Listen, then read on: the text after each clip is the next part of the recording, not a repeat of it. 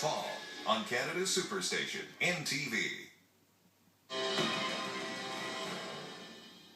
You know, if aliens are living here on Earth, they're doing a good job of hiding themselves. Some take on the appearance of humans, others look like animals, but there's one place on Earth that aliens can relax and be themselves.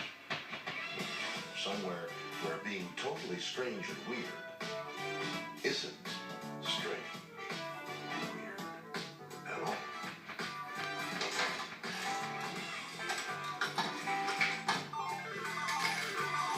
Jackpot! March 1965, at the height of the Cold War and the start of the conflict in Vietnam, the U.S. government is busy building the most powerful air force in history. One of its new recruits is 20-year-old Charles Hall.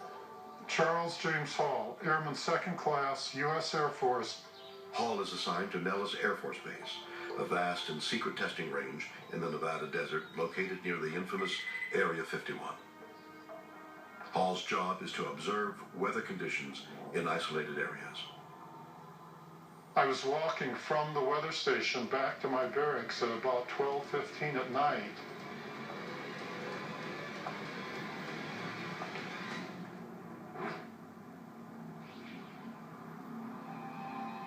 There were 3 of them out by the garbage container. One of them was following me.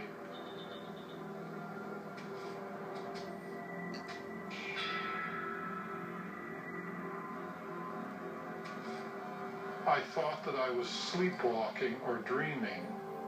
As the days go on, the sightings continue. Hall wonders if he's losing his mind. For the first 6 months I was in terror, and even when they were standing in front of me, I thought I was hallucinating. I'm out there alone, and I don't have any frame of reference. The fear of the unknown is far worse than being shot at or anything else. As the encounters continue, Hall begins to accept a bizarre possibility. They're not hallucinations. They're extraterrestrials. He even gives them a nickname, the Tall Whites.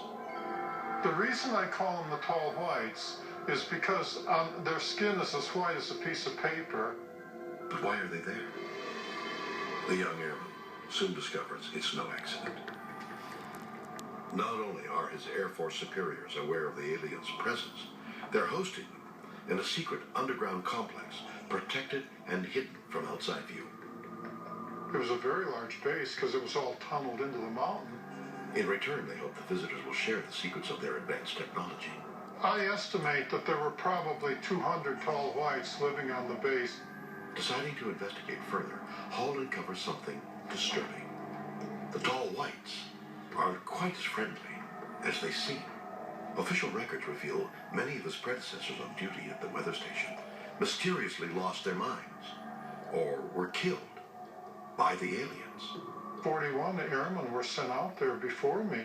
Many of them became so afraid of the desert and the Tall Whites that they wouldn't go out and take the weather report at all.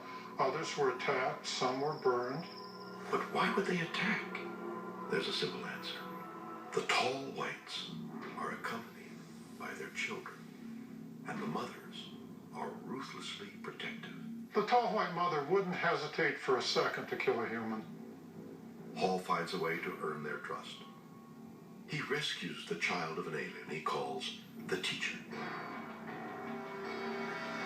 I was out at Range 1 one day and I saw the teacher's daughter, whose name was the Little Butterfly, trapped out in the sagebrush, and I went out and broke down the sagebrush and rescued her. As a result, Hall is given extraordinary access to the creatures, allowing him to study them up close for the next 2 years. What he learns defies belief. The young adults are about the same height that I am, 5'10", but they're very frail. Their nervous system runs 2.5 or 3 times faster than ours, and so when you're dealing with them, they can move suddenly or do very unexpected things way faster than a human can. The Tall Whites had vehicles that they used the way we use cars to travel around the Earth and between the Earth and the Moon and the inner solar system. If that seems implausible, Hall's next claim borders on preposterous. But what if it's true? They get bored sitting out on the base at Indian Springs, and they like to come into Las Vegas and see the shows and gamble and enjoy themselves. The tall whites were very good gamblers because their eyesight was better than those of humans. So they could look at the back of a card in a blackjack deck and always tell what the next card was. Hall finished his military service in 1968 and never saw the tall whites again. He believes they're still living at Indian Springs. It would surprise me if they weren't, because they had been in that mountain, in that valley, for at least 200 years. Could this be definitive proof that aliens are on Earth? Has the U.S. government been harboring extraterrestrials? Or is Hall's story simply the ravings of an eccentric? Veteran UFO reporter Paula Harris spent months investigating Hall's story.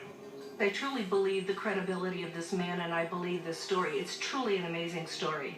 Harris obtained Hall's old Air Force psychological tests to try to determine if he might have been mentally unbalanced. She made a startling discovery. Hall passed with flying colors. It was a test on logic.